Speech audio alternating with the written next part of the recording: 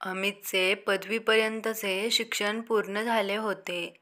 तो चांगल्या गुणांनी उत्तीर्ण झाला होता.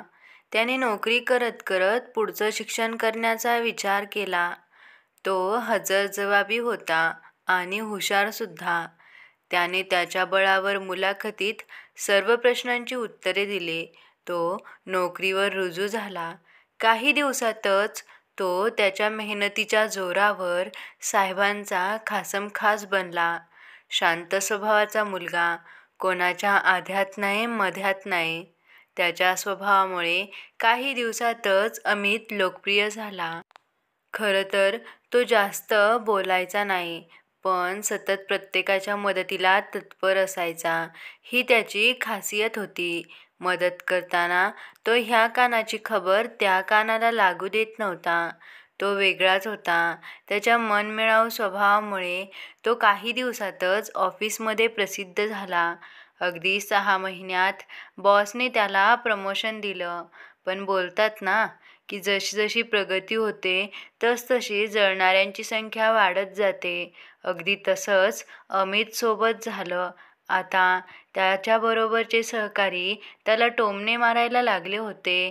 सर्वांना वाटायचं की अमितने वशिला लावून नोकरी मिळवली आहे, पण तसे नव्हते.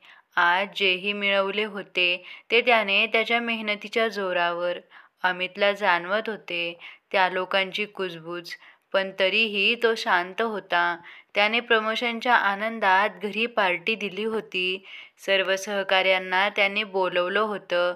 सर्व आले होते, ते कलिगसुद्धा, जे त्याच्या पाठी कुजबूज करायचे. अमितने सर्वांसाठी खाण्याची छान सोय केली होती. अमित निर्व्यसनी होता. इकडे पार्टी मात्र रंगात आली होती.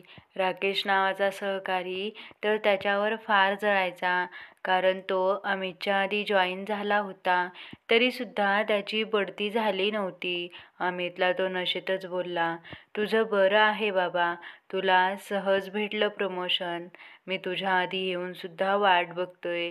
नशीबवान आहेस तू, नशीबवान आहेस तू." हे ऐकताना अक्षरशः त्याच्या डोळ्यात पाणी आलं. खूप भावनिक झाला तो. अमितला आज सर्वांना काहीतरी सांगायचं होतं. तो बोलू लागला, "अटेन्शन प्लीज. आज मला काहीतरी सांगायचं आहे."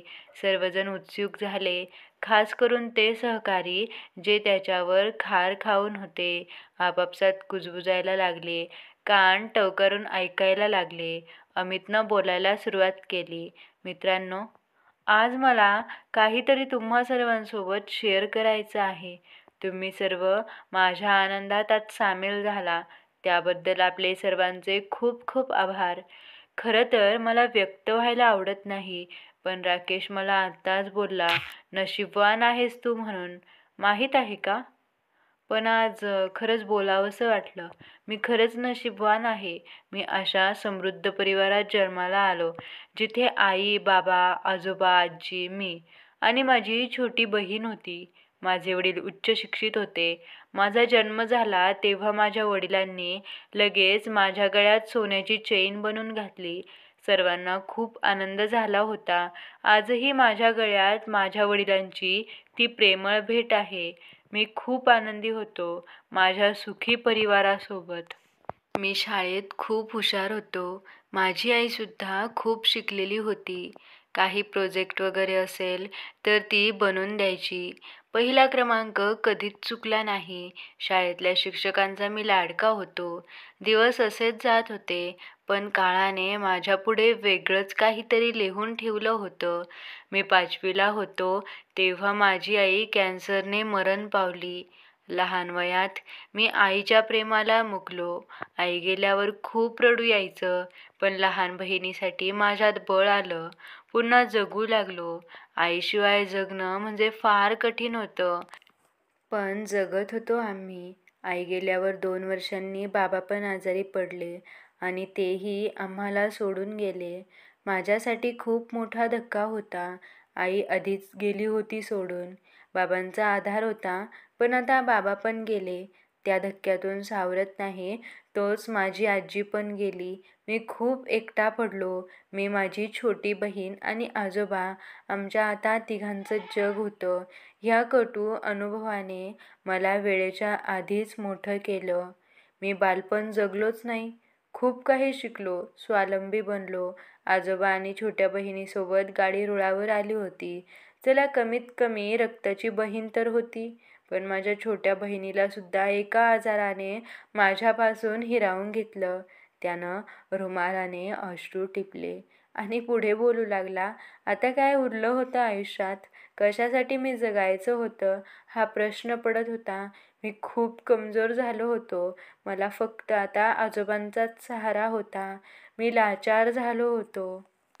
माझ्या माणसांना परत आणणं माझ्या हातात नव्हतं. कितीही दुःख आलं तरी एकटंच सहन करत राहिलो. एकटेपणाचा विक्राळ रूप मी जवळून अनुभवलं आणि अनुभवत आहे. ते कोणाच्याही वाट्याला नको अशी मी देवाकडे रोज प्रार्थना करतो. मी माझं मन लावून शिक्षण पूर्ण केलं. सर्व व्यसनांपासून दूर राहिलो. कारण मला माझे आयुष्य सुंदर जगायचं होतं. आता माझ्या आयुष्याचं लक्ष फक्त परोपकारावर आहे. जर माझ्यामुळे कोणाची मदत होत असेल तर त्याला मला समाधान आहे. माझ्यामुळे एखाद्याला आनंद होतो तेव्हा माझ्या मनालाही खूप आनंद होतो. माझ्या आयुष्यात आता गमावण्यासारखं काहीच उरलं नाही. मी सर्वच गमावलं आहे.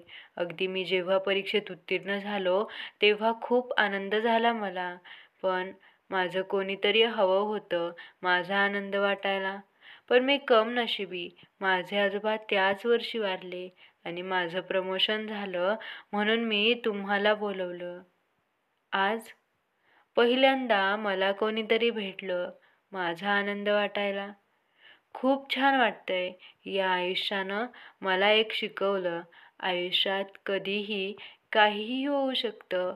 जीवन आहे तोपर्यंत आपल्या माणसांबरोबर छान जगा, सुख-दुःख वाटून घ्या.